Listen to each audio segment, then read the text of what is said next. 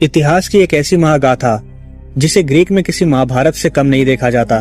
8वीं शताब्दी ईसा पूर्व होमर की लिखी हुई एक ऐसी महागाथा जिसके ऊपर हॉलीवुड की एक बहुत बड़ी मूवी भी आने वाली है। ये कहानी है ओडेसियस की, इथाका का राजा, जो प्राचीन ग्रीक शहर में मौजूद था।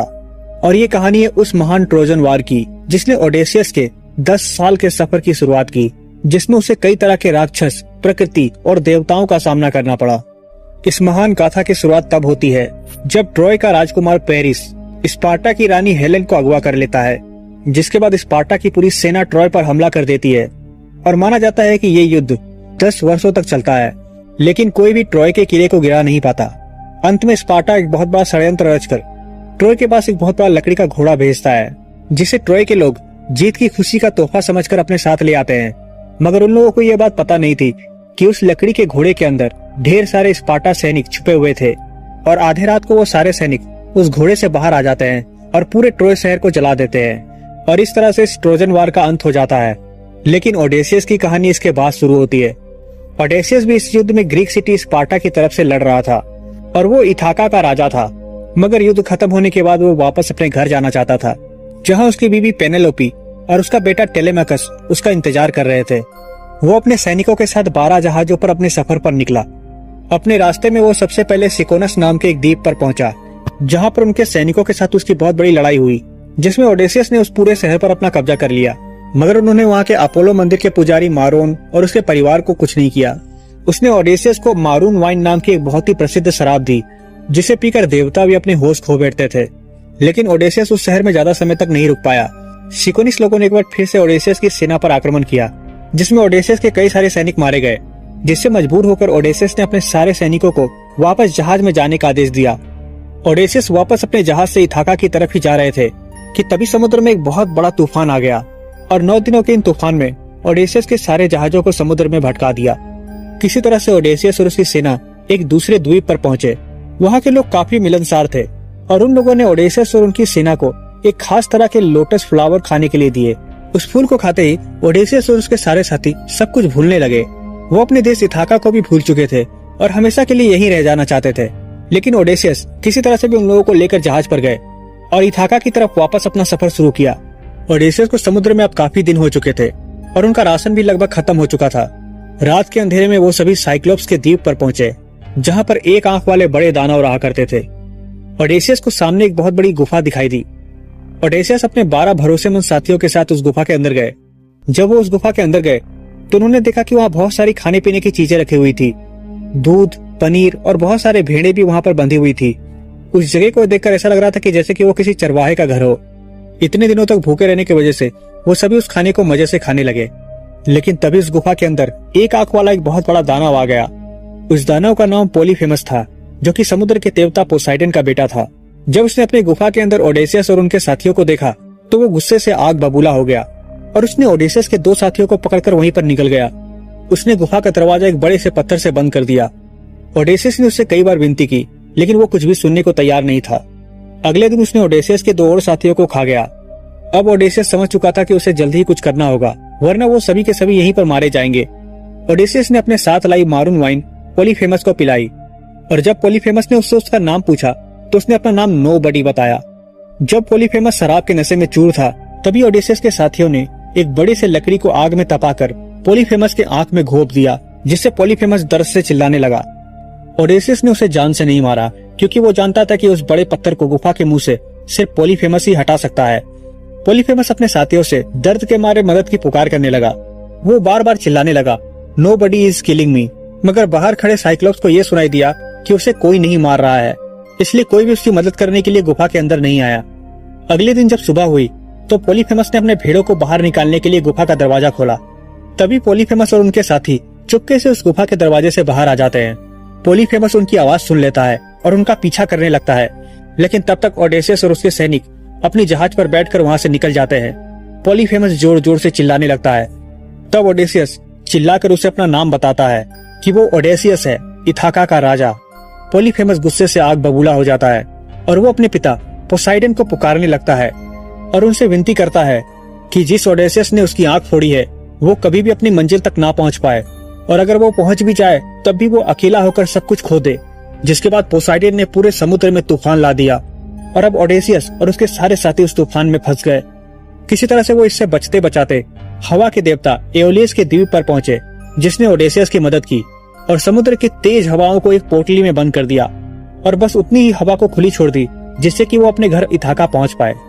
ओडेसियस अब सीधा अपने घर इथाका की तरफ निकल गया, लेकिन उसके साथियों को यह शक होने लगा कि जरूर इस पोटली के अंदर कोई खजाना बंद है और उन लोगों ने उस पोटली को खोल दिया। जैसे उन्होंने उस पोटली को खोला वैसे उसमें से निकलने वाली तेज हवाओं ने दोबारा से वहां पर तूफान पैदा कर दिया और एक बार फिर से वो अपने रास्ते से भटक गए। उन तूफानों से वो वापस एक भयानक द्वीप के पास आ गए जहां पर लेस्ट्रेगोनियस नाम के विशाल दानव रहा करते थे। ये दानव इतने बड़े और विशाल थे कि इन्होंने ओडेसियस के 11 जहाजों को सिर्फ पत्थरों से डुबा दिया और अब सिर्फ एक ही जहाज बच गया था जिसमें ओडेसियस मौजूद था। वहां से निकलने के बाद ओडेसियस और उसके साथी जादूगरनी सर्सी के द्वीप पर पहुंचे। वो एक बहुत ही खूबसूरत जादूगरनी थी जो उस जगह पर अकेले रहती थी, लेकिन ओडेसियस को खतरे का आभास पहले ही हो चुका था। इसलिए ओडेसियस ने अपने कुछ साथियों को पहले द्वीप की जांच करने के लिए भेजा, जहां पर उसके साथी उस द्वीप पर खोजबीन करते हुए सर्सी के महल में पहुंचे। जादूगरनी सर्सी ने उन्हें स्वादिष्ट भोजन परोसा, जिसे सभी ने बड़े चाव से खा लिया, सिवाय यूरिलाकस को छोड़कर, जिसे वहां के महल की चकाचौंध को देखकर कुछ शक हुआ। जैसे ही ओडेसियस के साथियों ने उस खाने को खाया वैसे ही वो सभी जानवर में बदल गए। यूरिलाकस ने तुरंत भागकर ये बात ओडेसियस को बताई और ओडेसियस तुरंत अपने साथियों को बचाने के लिए निकल पड़ा। रास्ते में उन्हें हर्मिस नाम के देवता मिले, जिसने ओडेसियस को एक खास तरह की औषधि दी जिससे सर्सी के जादू का असर नहीं होता था।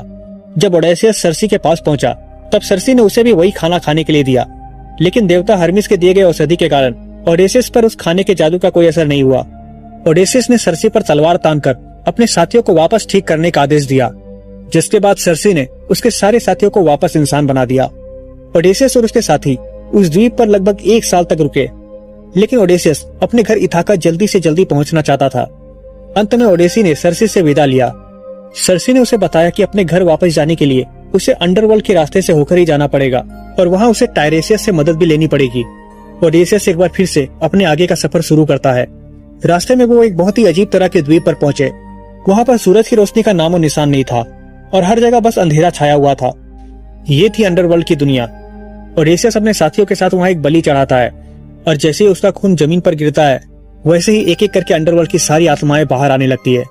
उसी में से एक टायरेसियस की आत्मा आकर ओडेसियस को ये बताती है कि पोसाइडन का गुस्सा अभी शांत नहीं हुआ है और उसे समुद्र में और मुसीबतें झेलनी पड़ेगी। इसके अलावा उसने ओडेसियस को कैरिबिडिस और स्काइला नाम के 2 समुद्री दानों के बारे में भी चेतावनी दी। स्काइला 6 सिरों वाली एक समुद्री राक्षसी थी और कैरिबिडिस समुद्र में एक बहुत बड़ा भंवर पैदा करता था जो पूरे के पूरे जहाज को ही डुबा सकता था। इसलिए ओडेसियस ने सोचा कि स्काइला के सामने से होकर गुजरना ज्यादा सुरक्षित रहेगा। अचानक से उन्हें समुद्र में चीखें सुनाई देने लगी।